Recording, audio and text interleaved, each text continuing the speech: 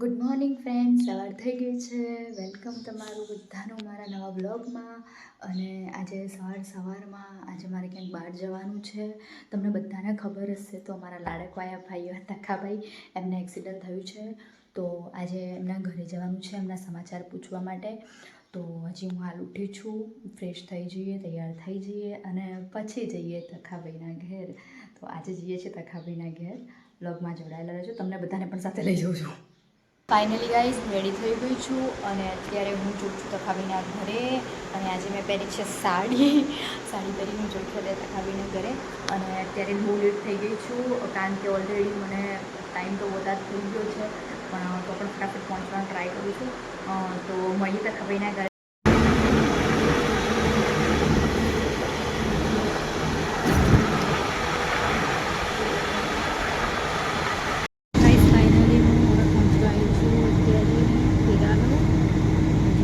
બેઠી છું અને કેરાલો પહોંચવા આવી છું હું.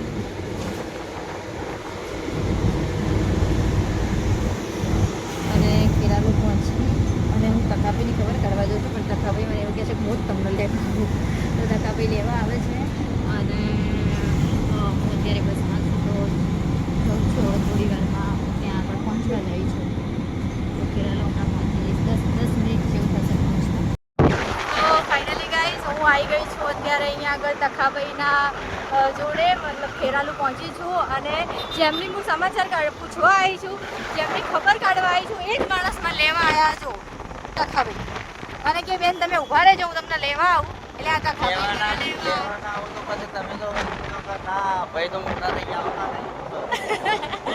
તો તખાભાઈ મને લેવા આવ્યા છે. અને અત્યારે હું એમ જઉં છું એમના ઘરે. અને આ મને ખબર કાઢવા આવી, બીજું ભાઈને બિચારાને વધારે બાકી હશે. આ તો ભાઈ તો ઘોડા જેવા છે. જો ભાઈ ઘોડા જેવા નહીં, એક ભાગ પગ હાથ બધા થાચી ગયેલું ભાઈ થપ્પડ વાગ્યું છે. તો જઈએ ફટાફટ તખાભાઈના ઘરે. બહુ લેટ થઈ ગયા છે. હું તો એમ તો ઓલરેડી લેટ થઈ જ ગયું છું, કારણ કે કોઈ સાધન અત્યારે બહુ ગરમીના મળ્યા નહોતા. અને ઉપરથી અત્યારે પાછું આવ્યા છે તખાભાઈ લેવા, તો ઘરે પહોંચી અને મળીએ. કેટલા વાગે નીકળ્યા? હા, હું તો નીકળી હતી કેટલા વાગે? 10 વાગે તો નીકળી ગઈ હતી. પણ સાધન શું, ગરમીના સાધન ના મળ્યા ને એના કારણે હેરાન થઈ ગયું. અને પછી કેવું થયું, અડધા સુધી એક તો મળી, પાછી આગળ આવીને તો કે ખેરાલું સાધન નહોતું, પાછી રિક્ષા કરી, એમ કંઈ કટકે આવી.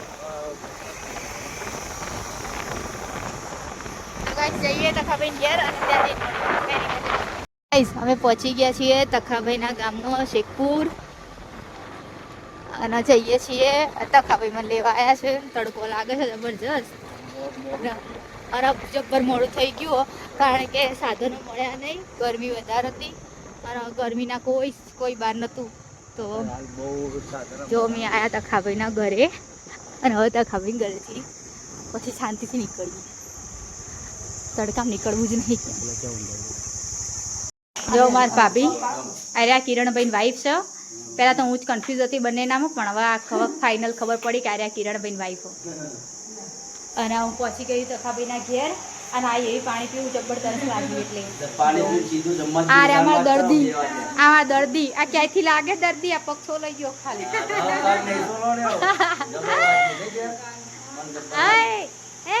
બોલું ગરમીનો તમને હાથ નહીં કાઢે. આર્યા ભાભી મારી ખાતરદારી કરે હે, મને કે હું આપું તમને ખાવા દો. બસ હવે નહીં ગરમી છે.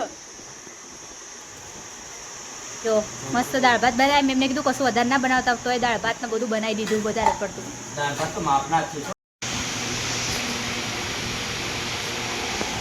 કેવું બોલ? મજામાં?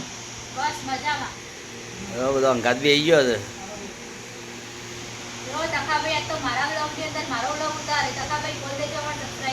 હા કે છે ને, આ મોબાઈલ જ હું પકડ્યો છે, તમારા હાથમાં ચોબી હાથ તો ખાવા રાખ્યા છે.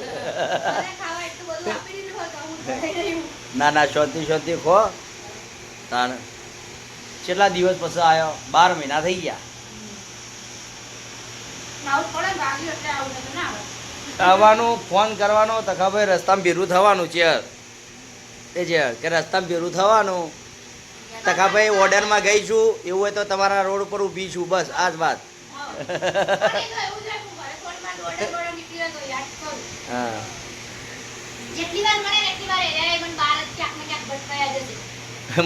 મારા હરામણા વધારો હોય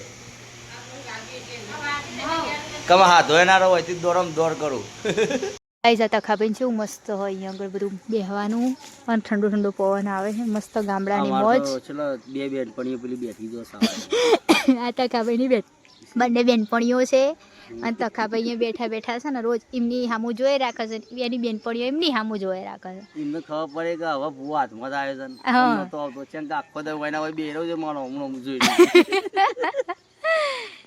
હું આવી તખાવીને ઘેર અને આખો બપોર નીકળી ગયો શાંતિથી બેઠા અને સાંજ થવાય છે તો હવે જઈએ ઘરે કારણ કે પછી લેટ થઈ જવાય અને મને સાધન બી મળે નહીં તો ભાભી આવજો અમે જઈએ સાંજ તો થઈ પછી મારે સાંજે જવાનું ના રાત ના હવે ઠંડુ બંડુ પીવા રહીએ ને પછી મારે મોડું થઈ જાય તમારે તો હવે ઠંડુ લઈને આ રહ્યા નીકળવાના ટાઈમે કે હાંજ થઈને કે ઠંડુ પીને જાઓ હવે ચંકા તો કોઈ મહેમાનો ચા થાય ચા પીવાની હોય તો ચા પીવાની જો ઠંડુ લઈને આવ્યા છે મારા માટે અને અમે બેઠા બેઠા બાટલા ખાલી કરી ગયા અને વાતો કરી ગયા અમારા પેશન્ટ જોડે આ પેશન્ટ એક અમે પેલો બે પેશન્ટ આ એમને બેનપણીઓ બે તખાભાઈની હું અમે જોવો છે તખાભાઈની તખાભાઈ ઈયર હું જોવો છે ભાભી બિચારા કોમ કર કરી અને તખાભાઈનો ટેણીઓ જોએ કેવો બેઠો હતો જો અને આ બી બેઠો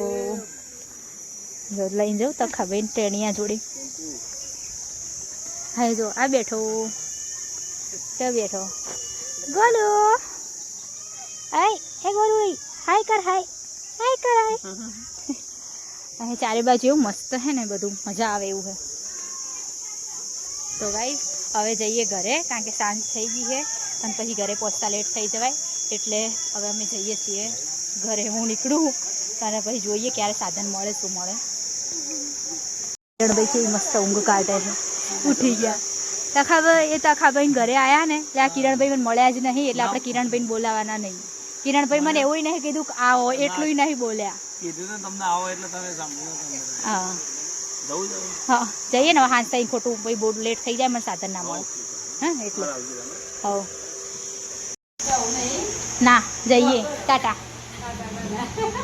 ત્યાં બેઠા હે અહીંયા આગળ અંદર એકલા આવીને બેસી ગયા અમે અહીંયા મહેમાન આવ્યા લહેડો જઈએ હો આવજો અને તમે આવો ને એટલે ઘરે આવજો પછી ભાઈ લઈ હા અને સાચવજો તો ફ્રેન્ડ્સ કેરાલુ ચોકડી આવી ગયા અને હવે તખાભાઈ ઉતારી ગયા છે હવેથી સાધન મળે એટલે આપણે જઈએ સીધા ઘરે જો સાંજ થઈ ગઈ છે અને સાંજે અત્યારે જઉં છું હવે ઘરે તખાભાઈના ઘરે આખો બપોર કાઢ્યો અને મજા આવી ગઈ શાંતિથી અને સાંજ થઈ ગઈ હતી તે નીકળી ગઈ પણ અડધો કલાક ફરી ત્યારે સાધન મળ્યું છે અને હું બેઠી છું હવે સિદ્ધપુર પહોંચું અને સિદ્ધપુર પહોંચી જવાનું છે પાટણ તો સિદ્ધપુર સુધી નીકળ્યું છે સિદ્ધપુરથી પછી પાટણ જવાનું અહીં એક દિવસ બેઠી છું અંધારું થઈ ગયું બારે પણ પછી ઘરે પહોંચી નહીં હવે પહોંચી થોડું અજવાળું છું પણ હું ઘરે પહોંચીશ હજી તો હજી ઘરે પહોંચી નથી બસ પાટણ પહોંચવા આવી છું બસ મળી ગઈ હતી મને તો અડધા સુધી ઇકોમાં અડધા સુધી